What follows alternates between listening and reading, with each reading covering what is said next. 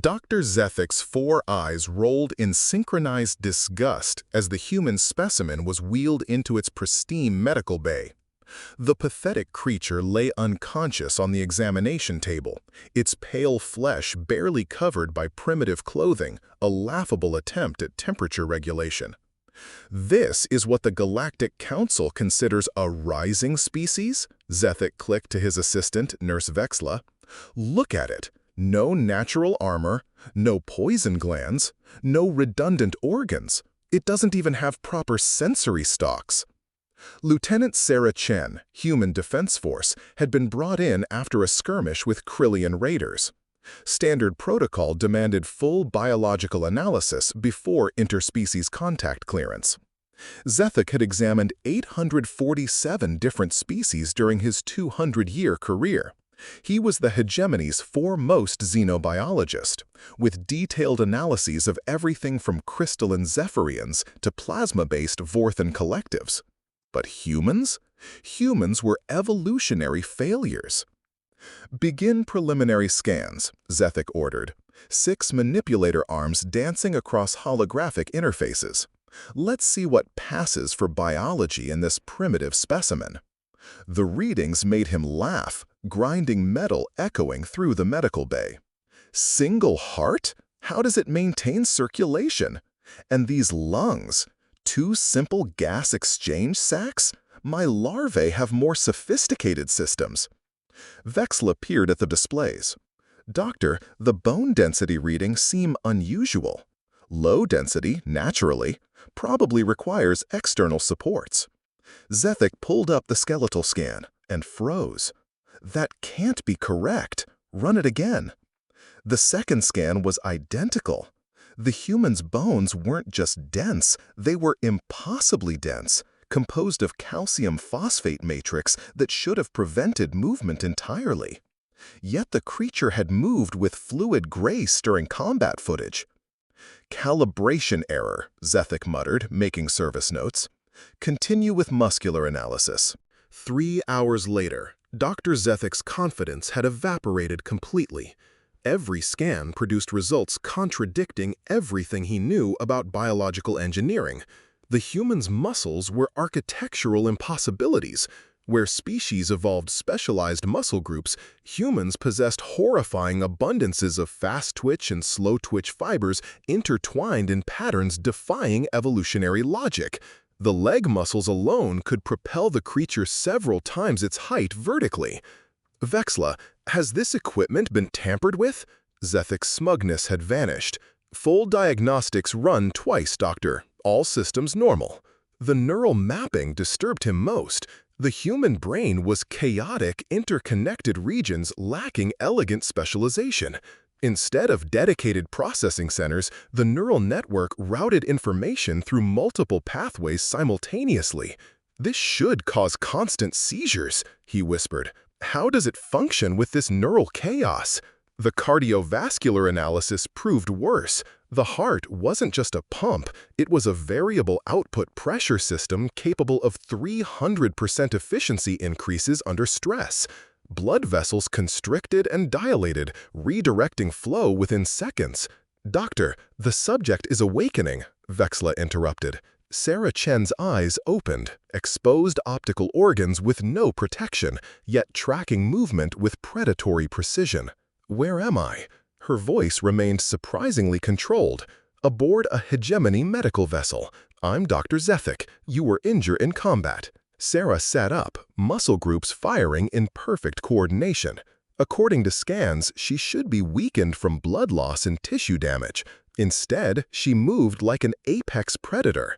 "The raiders, did we stop them?" The threat was neutralized. Zethek's curiosity overrode protocol. "How do you feel?" Sarah flexed fingers, rolled shoulders. "Like I was hit by a freight hauler, but I'll survive. When can I return to duty?" Impossible. Her injuries should have kept any rational species bedridden for weeks.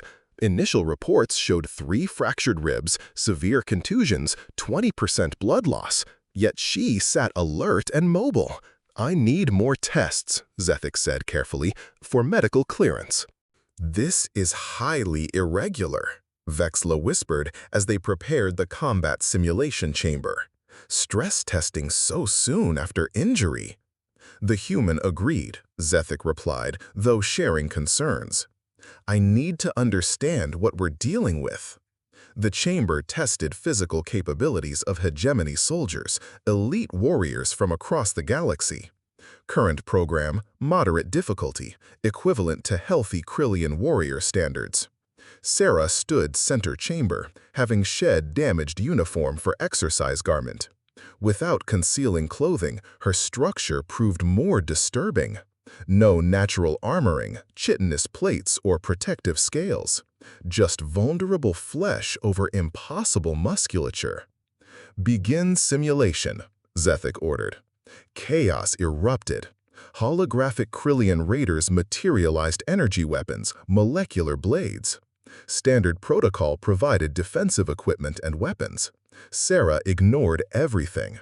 The first raider lunged with a molecular blade, cutting through most materials. Sarah simply moved. Not calculated warrior movement, but something else entirely. She flowed like liquid around the blade, striking the raider's weapon arm with surgical precision. Breaking bone echoed through the chamber. Impossible, Zethic breathed. Holographic projections can't be damaged. But they could. Realistic feedback included injuring opponents. What wasn't supposed to be possible was generating enough force to damage the projection matrix itself. Sarah moved through remaining enemies like a force of nature. No weapons, no technology. She turned her body into controlled violence, beautiful and terrifying. Simulation ended. 17 holographic enemies lay dead around her. She stood center carnage, breathing hard but uninjured. Adrenaline, Sarah explained, noticing Zethic's stare. Our bodies temporarily override normal limitations during combat. Increased heart rate, improved reactions, enhanced strength. Basic survival mechanism. How much enhancement? Zethic asked weakly. Sarah shrugged. Depends on situation. Maybe 40–50% increase? I've heard of people lifting vehicles off victims or running impossible distances. The body adapts when needed. 40–50%, Zethic calculated mentally. Her baseline readings had already exceeded his experience. 50% increase would surpass most hegemony shock troops. We call it fight-or-flight response, Sarah continued, though humans tend to pick fight more often. Fight or flight. The human could consciously trigger biological enhancement, transforming a dangerous creature into something punching through energy shields. One more test, he said, voice trembling. The Endurance Protocol tested long-term physical and mental capabilities under extreme stress. Most subjects required significant recovery between attempts, rarely completing more than 60% of the full program.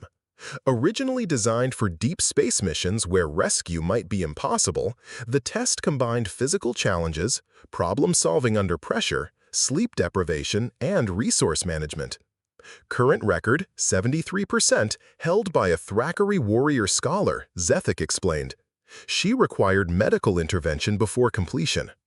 Sarah nodded, stretching muscles that should have been severely compromised. How long does the full protocol run? 72 hours continuous, Vexla answered. Minimal rest periods. Should I be concerned about food and water? Provided at survival levels. The test pushes subjects to absolute limits. Sarah entered with casual confidence, like taking a walk rather than facing systematic torture. First phase, navigation through shifting mazes while solving mathematical problems and avoiding automated defenses. Most species managed 6 to 8 hours before requiring rest. Sarah completed it in 4 hours and asked for more challenging content. Second phase introduced sleep deprivation, reducing rest to 15-minute intervals while increasing complexity. Subjects typically showed cognitive decline within 12 hours. At 18 hours, Sarah wasn't just maintaining performance, she'd improved her problem-solving speed. unprecedented, Zethek muttered, reviewing biological data. Look, Vexla, her brain activity isn't decreasing, it's reorganizing. She's adapting neural pathways in real time for efficiency. By hour 36, Sarah completed challenges marking typical 60% completion. More disturbing than performance was her attitude. While other species showed stress responses, elevated cortisol, adrenaline spikes, deteriorating control, Sarah seemed meditative. Her latest biometrics are unusual, Vexla reported, voice strained. Zethek studied readouts, blood-chilling. Sarah's heart rate had decreased from baseline. Breathing was deeper, controlled. Muscle tension remained optimal despite 36 hours of continuous challenges. She wasn't being pushed to limits. She was finding rhythm. "What species adapts to torture?" he whispered. At hour 48, Sarah encountered the ultimate challenge, protecting simulated civilians while managing limited resources and solving complex tactical problems. Designed to be unwinnable, testing breakdown points. Sarah didn't break down. She got creative. Using principles of physics that most species learned but never applied practically, she turned the simulation environment itself into a weapon. Structural weak points became traps. Environmental hazards became tools. The very systems designed to challenge her became part of her arsenal. She's not just surviving the test, Zethek realized with growing horror. She's enjoying it. At hour 48, Sarah encountered the ultimate challenge, protecting simulated civilians while managing limited resources and solving complex tactical problems. Designed to be unwinnable, testing breakdown points. Sarah didn't break down. She got creative. Using principles of physics that most species learned but never applied practically, she turned the simulation environment itself into a weapon. Structural weak points became traps. Environmental hazards became tools.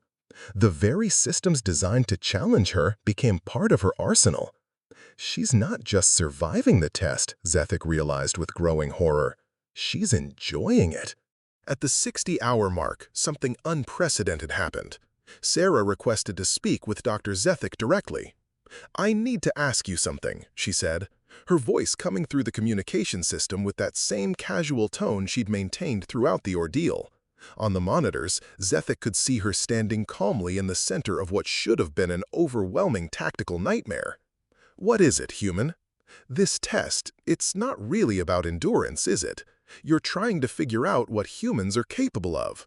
Zethek exchanged glances with Vexla. The human had deduced the true purpose of the examination. "What makes you say that?"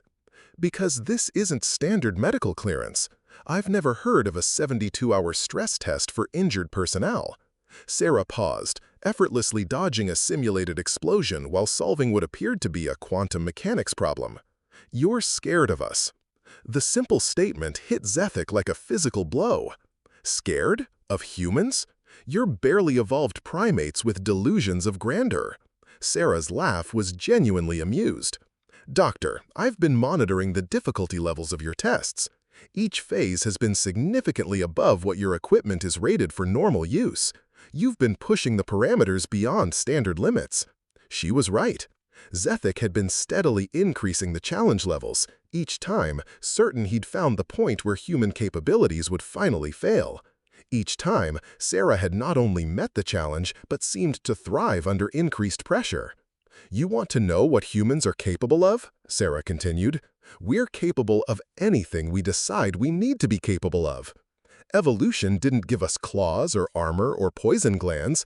Instead, it gave us the ability to adapt to any challenge, overcome any obstacle, and turn any environment into our advantage." She demonstrated by solving the current tactical scenario in a way that made Zethek's chitinous frame shudder.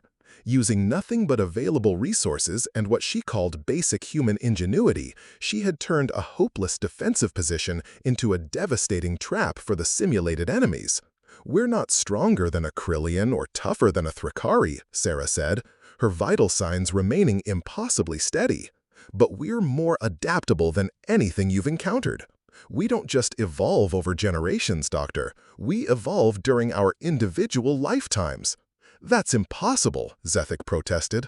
"Biological adaptation requires genetic modification across multiple generations." "Biological adaptation, yes, but humans don't rely solely on biology." Sarah's image on the monitor showed her effortlessly multitasking between physical combat, tactical planning, and what appeared to be advanced engineering calculations. "We adapt our behavior, our thinking, our approach to problems. We use tools, but more importantly, we become tools when we need to." "Tools? I'm not just a human in this simulation, Doctor. I'm a weapon, a shield, a problem solver, an engineer, and a protector. I'm whatever the situation requires me to be, and I can change from one to another in seconds." Zethick realized with growing unease that she was demonstrating exactly that. As the simulation shifted challenges, Sarah fluidly shifted her approach, her body language, even her apparent personality. She became whatever was needed to overcome the current obstacle. "Humans don't have specialized biology," she continued, "because we don't need it. We have something more dangerous than any natural weapon." "What?" "Choice. We choose what we become, Doctor, and we are very, very good at choosing." At hour 68, 4 hours before completion, Sarah did something that shattered Dr. Zethick's understanding of biological limitations. She began to improve. Not adapt or maintain efficiency despite fatigue, actively improve. Reaction time sharpened, problem-solving speed increased, physical coordination became more precise. After 68 hours of continuous testing, she performed better than at hour 1. "This violates every known principle of biological science," Zethick said, staring at impossible readings. "Fatigue toxins should have rendered her unconscious. Neural efficiency should be degraded. Her muscle tissue should be breaking down." "Doctor," Vexla whispered, "I think I understand what we're seeing." "Explain." "Humans don't treat challenges as obstacles to survive. They treat them as problems to solve. And every problem they solve makes them better at solving the next one." Zethick looked at biological monitors with new understanding. Sarah's brain wasn't just maintaining function, it was creating new neural pathways, optimizing existing ones, building a more efficient version in real time.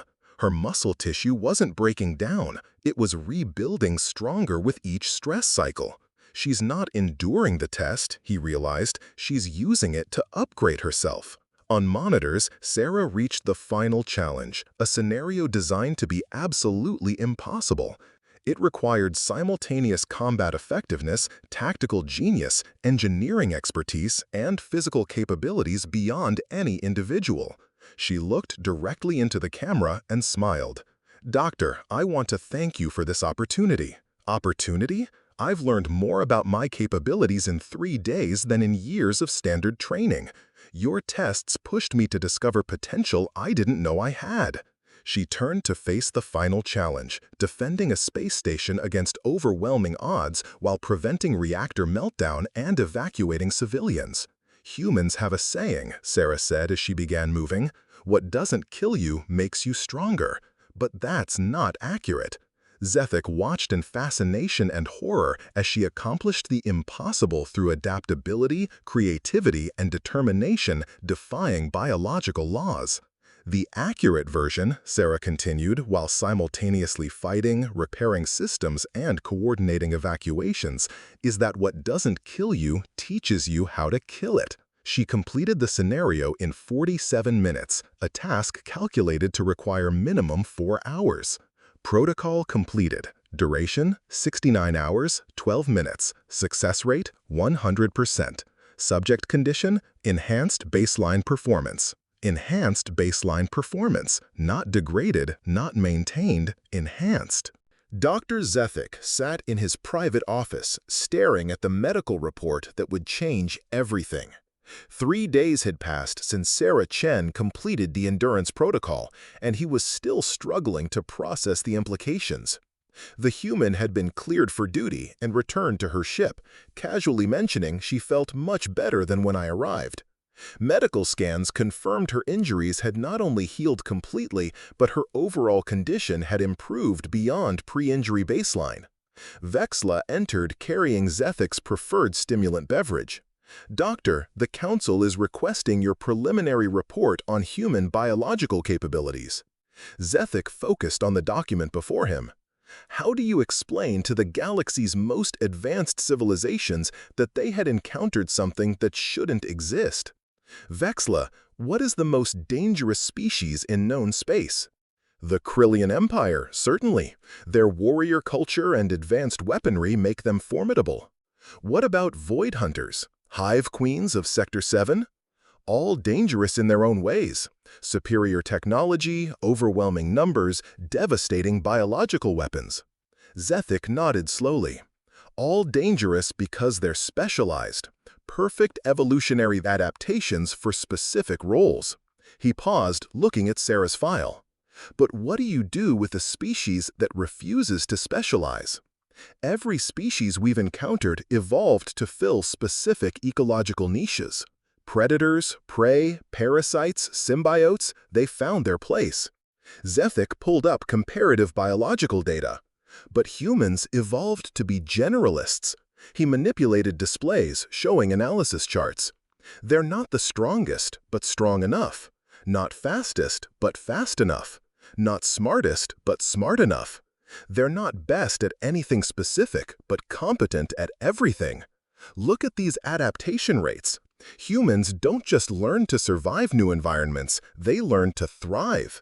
They don't just overcome challenges, they use them to become more capable. Zethek began typing his executive summary. The human species demonstrates unprecedented adaptive capability that violates established evolutionary biology principles. Rather than developing specialized traits, humans evolved the ability to consciously adapt behavior, technology, and biological responses to meet any challenge. Recommendation: immediate diplomatic contact and alliance negotiation. Under no circumstances should humanity be considered hostile without extreme provocation.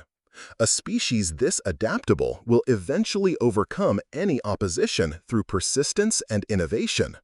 Personal note: humans are not just another species joining the galactic community. They are the species that will define what the galactic community becomes. We can accept them as allies and benefit from their capabilities, or oppose them and eventually be replaced. There is no middle ground with a species treating impossibility as temporary inconvenience. Zethek submitted the report and leaned back. Somewhere in space, Lieutenant Sarah Chen was probably planning how to use recent experiences to make herself and fellow humans even more capable. For the first time in his career, Dr. Zethek found himself genuinely afraid of a medical patient.